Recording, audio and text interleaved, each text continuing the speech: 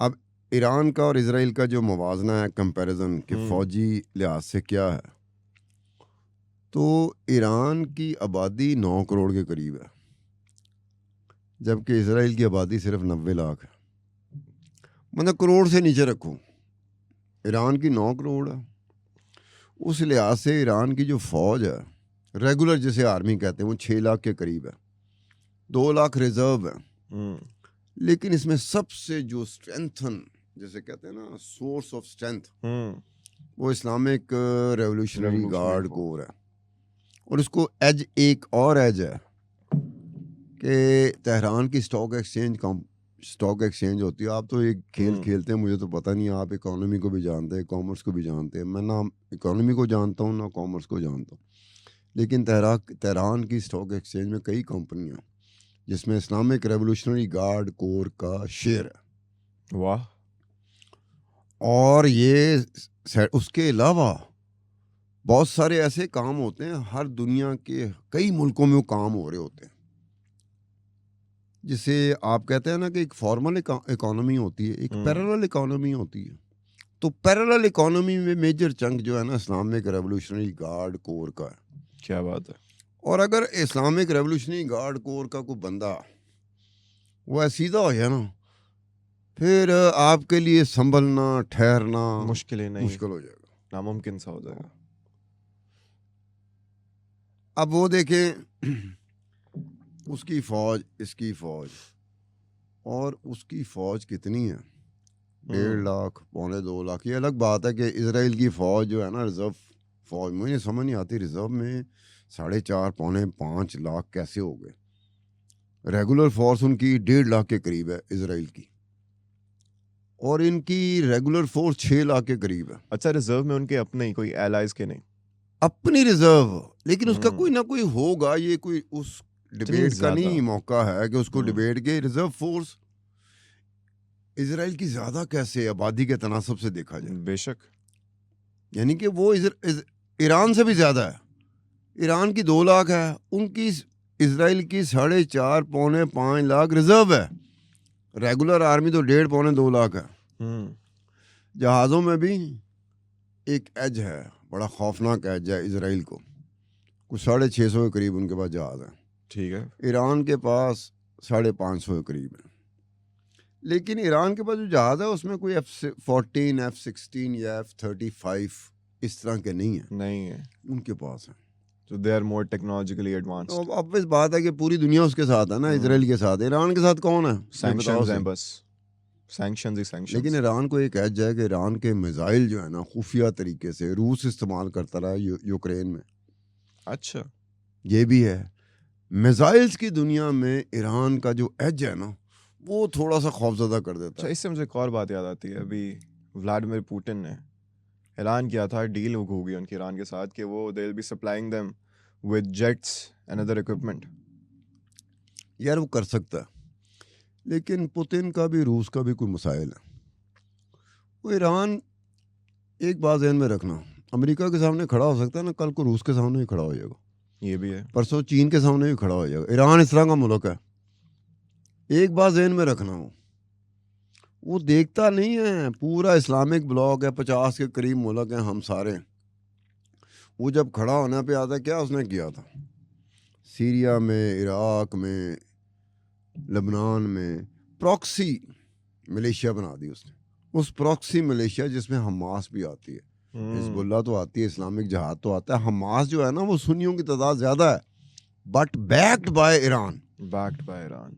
अब तुम देखो कि फोर्स है सुन्नी हमास, जिसने हमला किया था इजराइल पे, ये हमास का ही हमला था जो गले पड़ गया। और हमास ने जिस तरह का हमला किया था, हमास की तरह की तंजीमों ने कभी भी इस तरह का हमला पहले नहीं किया था।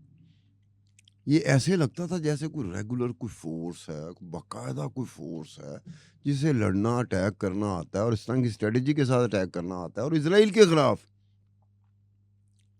ये हमास जो है, ये सुन्नियों की तंजीम है, बट बैक्ड बाय ईरान। वह तंजीम है जिसको हमास, खुदाई कसम, हमास के सामने आप बात करो कि ये फलाना मुल्क है, मुसलमान मुल्क है, वो कहेगा ईरान किधर है। यार आप जिसके पीछे खड़े हो, मुश्किल हालात में आप खड़े रहो, आप उसी को याद करोगे ना। बेशक। छोड़े पड़े अहले तशी हैं कि अहले सुन्नत हैं। अब यहाँ पर ये हो गया, आप उसमें चले जाते हो, जो खित्ते में सिचुएशन बन गई है उसमें अरब ममालिक क्यों पीछे हैं। अब ये अटैक जो हुआ था, जो ईरान ने किया था, कहते हैं 300 के ड्रोन करीब से, मिसाइल्स बैलिस्टिक हालांकि मिसाइल्स और ड्रोन्स उसमें क्रूज भी थे, थे उसमें बैलिस्टिक मिसाइल भी थे, और उसमें ड्रोन्स थे भी थे, वो सारे इंटरसेप्ट हो गए। ऑलमोस्ट 99%। अब 99% इंटरसेप्ट होना, और जख्मी कौन हुआ? एक बच्ची थी 7 या 8 साल की बच्ची, वो जख्मी हुई है। अच्छा, कोई हुआ है जख्मी? हाँ, एक, यानी कि 300 मिसाइल चले हैं, 300 ड्रोन चले हैं, 300 क्रूज चले हैं, इंटरसेप्ट हुए हैं। इंटरसेप्ट कहाँ हुए? उस एक वक्त में तो अमेरिका, बरतानिया, फ्रांस, ये उसकी मदद को आ गए। इसराइल की एयर डिफेंस सिस्टम होता है ना, बिल्कुल, सारों ने अपना एक्टिवेट कर दिया, उसको ऑपरेशनल कर दिया। ठा ठा ठा करके इनके मिसाइल गिरे हैं, क्रूज गिरे हैं, ड्रोन गिरे हैं। सो के जॉर्डन जो है, जॉर्डन ने भी इनके क्रूज, ईरान के क्रूज, मिसाइल और ड्रोन गिराए हैं। ना करें। और फिर यहाँ तक हुआ नहीं, उनकी कैबिनेट ने कहा यार, अच्छा, उन्होंने कहा कि हमारी एयर स्पेस को अगर ईरान इस्तेमाल करेगा कि हमारी एयर स्पेस से मिसाइल गुजर रहा है, क्रूज गुजर रहा है या ड्रोन गुजर रहा है, तो हम तो इंटरसेप्ट करेंगे। जॉर्डन को उर्दन कहते हैं ना। हाँ, तो उर्दन ने भी, yes I read it somewhere, कि उर्दन ने भी इजराइल की सपोर्ट में आ गए हैं वो। जो सिचुएशन बन जाती है ना, इसराइल से ज्यादा, चाहे वो सऊदी अरब हो, चाहे यूएई हो, मुत्तहिदा अरब इमारात हो, चाहे बहरीन हो, चाहे ये जॉर्डन हो, ये इस तरह के मुल्क बन चुके हैं जिनका इसराइल से ज़्यादा ख़तरा उनको ईरान से है। यानी कि तुम देखो, मुसलमान मुल्क हैं, लेकिन मुसलमानों का मसला भी एक होता है कि हम मसलक पे जब जाते हैं, फ़िरके पे हम जाते हैं, तो हम उस तरह के मुसलमान बनते हैं। बेशक इस तरह के मुसलमान नहीं होते कि चलो ठीक है इसका फ़िरका हो रहा है लेकिन है तो मुसलमान, हम उस पर नहीं रहते। हम फिर उसको अपने आप को ना ब्रांच बड़ा आउट कर देते हैं। शार्पनर नहीं होता, जो नाखून होते हैं हमारे जिस तरह के तेज़ होते हैं, हम उस तरह के होते हैं। अपने अपने फ़िरके में, अपने अपने मसलक में जाके हम उस तरह के होते हैं। दूसरे फ़िरके और दूसरे मसलक की गुंजाइश ख़त्म हो जाती है। यही हुआ यहाँ पर कि वो अब ये वक्त आया हुआ है, ईरान पाकिस्तान आ गया। ईरान का कोई कह सकते हो कि ईरान किसी और मुसलमान मुल्क का दौरा करेगा? ईरानी सदर हो गया या ईरानी वज़ीर आज़म हो गया या ईरानी डेलीगेशन हो गया, very unpredictable I would say. इस वक्त तो नहीं हो। इंडिया का दौरा कर सकते हैं वो। अच्छा, ईरानी सदर, ईरानी वज़ीर आज़म, ईरानी डेलीगेशन इंडिया का दौरा कर सकती है आने वाले वक्तों में। वाई? India is reliable. वो अगर इसराइल के साथ खड़ा है, अगर अमेरिका के साथ खड़ा है, तो ईरान के साथ भी खड़ा हो जाता है वो एक ही वक्त में। इंडिया का नहीं हमारा मसला। इंडिया हमसे ज्यादा हकीकी मायनों में, जैसे कहते हैं ना, इंडिपेंडेंट है यार। लेकिन हम देयर ओपन independent नहीं सपोर्टर्स है। Of Israel. ओपन सपोर्टर क्या? वो अमेरिका के मुंह पे बात कर देता कि नहीं मानते, चलो जाओ। नरेंद्र मोदी ने कई दफा किया, उन्होंने कहा होश के नाखून लो, हम इंडिया है। वो कह सकते हैं यार, वो कह तो सकते हैं। वो कहते हैं, वो कई जगहों पे स्टैंड लिया है। इस वक्त मीडिया का एक हिस्सा कैंपेन चला रहा है अमेरिका के खिलाफ इंडिया का, और इंडिया का वो मीडिया जो कि नरेंद्र मोदी का सपोर्टर है, जो बीजेपी का सपोर्टर है, वो अमेरिका के खिलाफ कैंपेन चला रहा है कि अमेरिका मामा लाता है यार। हमारे कई मामलों में आता है, ये लफ्ज इस्तेमाल करते हैं, मामा। मामे का वर्ड मैंने अंग्रेजी मीडिया में देखा, कोड अनकोड, मेरी हंसी निकल जाती थी यार, वो कितने इंडिपेंडेंट है खुदाई का। हमारी हिम्मत ही नहीं पड़ती, हम तो सिर्फ प्राइवेटली करते हैं, जलसे जुलूसों में करते हैं ना। अमेरिका सामने बैठा हुआ अमेरिका बहादुर, सारे जी महाराज मान लेते हैं। हाँ, they are backed by their strong economy. ठीक है, अब वो होता है, वो इंडिया बहुत ऊपर की बहुत बात है। तो ऊपर ईरान जो है, अगर विजिट करेगा किसी भी मुल्क का, अगर करेगा तो इंडिया को प्रेफर करेगा। कम अज कम इंडिया में ये तो होगा ना कि इंडिया खड़ा होकर वो बात कर सकता है जो ईरान चाह रहा है। अब पाकिस्तान उतनी बात करता, पाकिस्तान ने अगर बात करनी होगी तो पाकिस्तान पहले कहेगा कि जनाब मैं इस तरह के सतूर इस्तेमाल कर रहा हूँ कि नहीं जी, पैलेस्टीन के साथ जो बड़ी ज्यादती हो रही है और हम देखेंगे ईरान के साथ भी ज्यादती हुई, ये कहेंगे हम लोग, लेकिन उस तरह से नहीं। एक डिप्लोमेटिक स्टेटमेंट देंगे हम। डिप्लोमेटिक स्टेटमेंट्स या डिप्लोमेसी जो होती है ना, वो भी बड़ी डिफरेंट होती है। इंडिया भी कर रहा होता है, ईरान भी कर रहा होता है। हमारी डिप्लोमेसी बिल्कुल डिफरेंट है। हमारी डिप्लोमेसी हमारे जितने भी सेगमेंट ऑफ सोसाइटी है ना, उसमें भला किस तरह की है कि मैंने तुझे पहले एतमाद में ले लिया कि मैं तेरे खिलाफ बात करूंगा। मैंने एतमाद में तुम्हें ले लिया है, उसके बाद में आकर टीवी पे नहीं ये मुझे पसंद नहीं है। मैंने तुम्हें एतमाद में ले लिया है। ये हमारे यहाँ डिप्लोमेसी होती है। हमने अमेरिका को भी बुरा भला कहना होता है ना, तो पहले अमेरिका की आशीर्वाद लेते हैं कि हमने आपको बुरा भला कहना, माइंड ना कीजिए। तो हमारी डिप्लोमेसी को हम मुनाफकत का नाम दे सकते हैं। डिप्लोमेसी मुनाफकत भी कह सकते हैं, लेकिन डिप्लोमेसी जिस तरह की होनी चाहिए डिप्लोमेसी होती है जो इंडिपेंडेंट मुल्क होता है, आज़ाद मुल्क होता है। हमारे यहाँ आज़ादी नहीं है। ये जो एक लीडर हमारा अंदर जेल में हुआ ये भी आज़ादी की क्या बात कर रहा है, ये भी पाँव पड़ा हुआ है उनके, चाहे वो अमेरिका हो चाहे पाकिस्तानी इस्टेब्लिशमेंट हो। हमारे यहाँ ड्रामा होता है, बस आज़ादी का ड्रामा कह दो।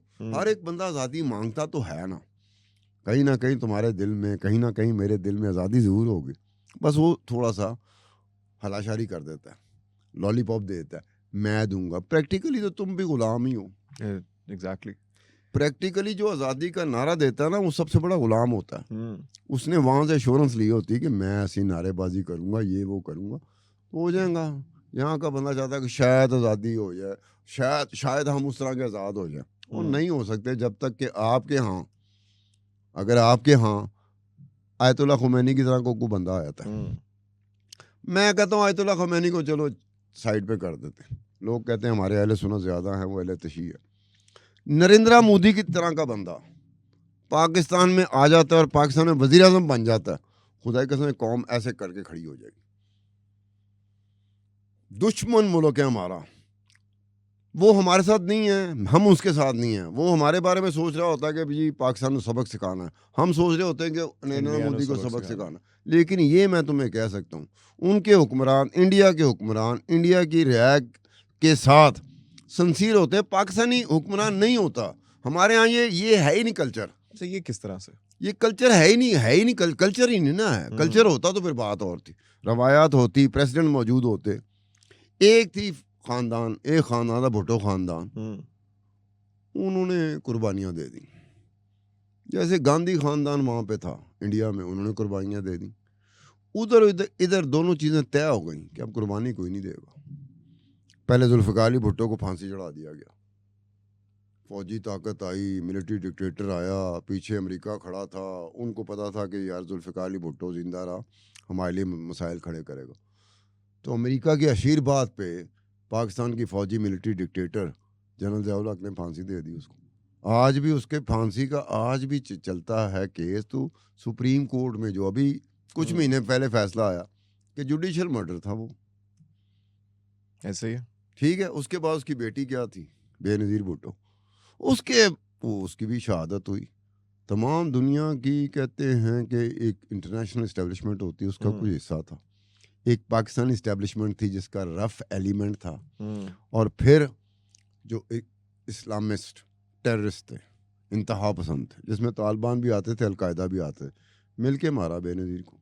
पकड़ लो जिसको पकड़ना, आपने पकड़ा ही नहीं जा सकता, लिंक ही मिसिंग है, इन्वेस्टिगेशन में लिंक ही मिसिंग है। और वो इन्वेस्टिगेशन जिसमें लिंक्स मिसिंग हो ना, वो इन्वेस्टिगेशन कभी भी पाया तकमील तक नहीं पहुंच सकती, कभी भी नहीं पहुंच सकती। उसके बाद फिर जरदारी साहब आए, जरदारी साहब ने ऐसे करके ना अपने पूरे डब्बे को क्या हून कोई कुर्बानी नहीं देगा, कोई भी नहीं, हून असी वही करांगे जेडे बाकी कर देने। तो ये यहाँ पर हो गया, हमारे यहाँ कल्चर नहीं रहा, कल्चर नहीं रहा, वहां पे रहा। अब ये ईरान आता है हमारे पास, ईरानी सदर आता है, सब उनको पता है, ईरानी कौम को भी पता है, उनके लोगों को भी पता है हम कैसे हैं।